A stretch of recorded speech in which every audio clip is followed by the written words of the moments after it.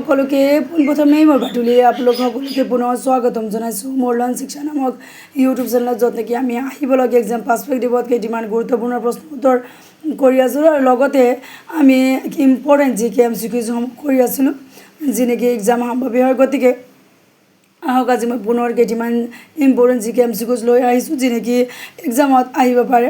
তেনেহ'লে আহক ষ্টাৰ্ট কৰোঁ। অসম এছ'চিয়েশ্যনৰ প্ৰথম সম্পাদক কোন আছিল? অসম এছ'চিয়েশ্যনৰ প্ৰথম সম্পাদক আছিল প্ৰভাষ চন্দ্ৰ বৰুৱা।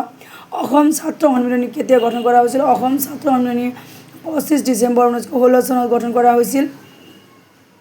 অসম ছাত্ৰ সন্মিলনীৰ প্ৰথম অধিৱেশন ক'ত হৈছিল? অসম ছাত্ৰ সন্মিলনীৰ প্ৰথম অধিৱেশন হৈছিল গুৱাহাটীত।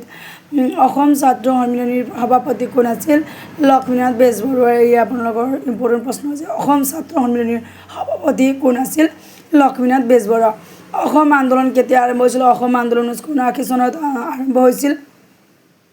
অসম আন্দোলন কেতিয়া সমাপ্ত হৈছিল? অসম আন্দোলন 1985 চনত সমাপ্ত হৈছিল। মণিৰাম দেৱানক কলিতা ৰজা বুলি কোৱা হয়। মণিৰাম দেৱানক কলিতা ৰজা বুলি কোৱা হয়। মণিৰাম দেৱানক কেতিয়া ফাঁচি দিয়া হৈছিল? মণিৰাম দেৱানক 26 ফেব্ৰুৱাৰী 1858 চনত যোৰহাটত ফাঁচি দিয়া হৈছিল। চিপাহী বিদ্ৰোহক স্বাধীনতাৰ প্ৰথম যুদ্ধ বুলিও কোৱা হয়। আৰু এই আপোনালোকৰ এনেধৰণৰ প্ৰশ্ন দিব পাৰে যে স্বাধীনতাৰ প্ৰথম যুদ্ধ বুলি চিপাহী বিদ্ৰোহক বা স্বাধীনতাৰ প্ৰথম যুদ্ধ বুলি কোনখন বিদ্ৰোহক জনা যায়? এনেধৰণৰ প্ৰশ্ন হ'ব পাৰে। গতিকে চিপাহী বিদ্ৰোহক স্বাধীনতাৰ প্ৰথম যুদ্ধ বুলি কোৱা হয়। ফ্ৰান্সিছ জেকিনৰ অধীনত পতিত ভূমি আছিল। আৰু পতিত ভূমি কাৰ অধীনত আছিল? এনেধৰণৰ প্ৰশ্ন হ'ব পাৰে যে ফ্ৰান্সিছ জেকিনৰ অধীনত পতিত ভূমি আছিল। 1864 চনত ডিগবৈত তেলৰ কুঁৱা খন্দা হৈছিল।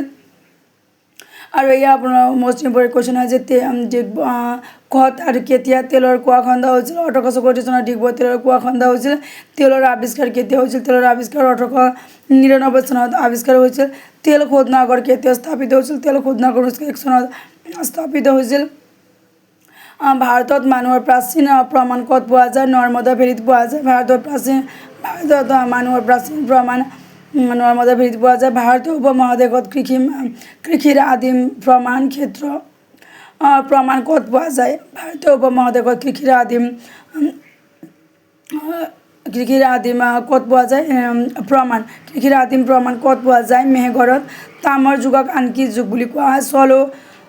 চলকোলিথিক যুগ বুলি কোৱা হয়। তামৰ যুগক আন চলকোলিথিক যুগ বুলি কোৱা হয়।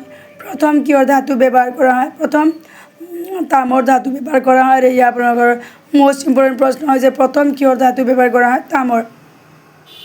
ভীমবেটকা কিহৰ বাবে বিখ্যাত? ভীমবেটকা শিলাশিল্পৰ বাবে বিখ্যাত। ৰাষ্ট্ৰীয় মানৱ সংগ্ৰহালয় ক'ত অৱস্থিত? ৰাষ্ট্ৰীয় মানৱ সংগ্ৰহালয় ভোপালত অৱস্থিত। হৰপ্পা সভ্যতাৰ সৈতে সম্পৰ্কিত ইণ্ডাছ ভেলী চিভিলাইজেশ্যন হিন্দু উপত্যকা সংস্কৃতি। আৰু হৰপ্পা সভ্যতাৰ সৈতে সম্পৰ্কিত কোনখন সম্পৰ্কিত এনেধৰণৰ প্ৰশ্ন হ'ব পাৰে যে হৰপ্পা সভ্যতাৰ সৈতে কোনটো সম্পৰ্কিত? তেনেহ'লে হ'ব হৰপ্পা সভ্যতাৰ সৈতে সম্পৰ্কিত ইণ্ডাছ ভেলী চিভিলাইজেশ্যন হিন্দু উপত্যকা সংস্কৃতি। গতিকে এইকেইটি আজি মই ইম্পৰ্টেণ্ট জিকে এমচিকিউজ লৈ আহিলোঁ। গতিকে এনেধৰণৰ আপোনালোকে নিজৰ নোটবুকত নোট ডাউন কৰি ল'ব পাৰিব, চাব পাৰিব, পঢ়িব পাৰিব, ৰিভিজন কৰিব পাৰিব আৰু এক্সামত ভাল ফলাফল দেখুৱাব পাৰিব। আৰু লগতে এনেধৰণৰ ইম্পৰ্টেণ্ট ভিডিঅ'ৰ কাৰণে আপোনালোকে মোৰ চেনেলটো ছাবস্ক্ৰাইব কৰিব পাৰিব। অ'কে, ধন্যবাদ সকলোকে।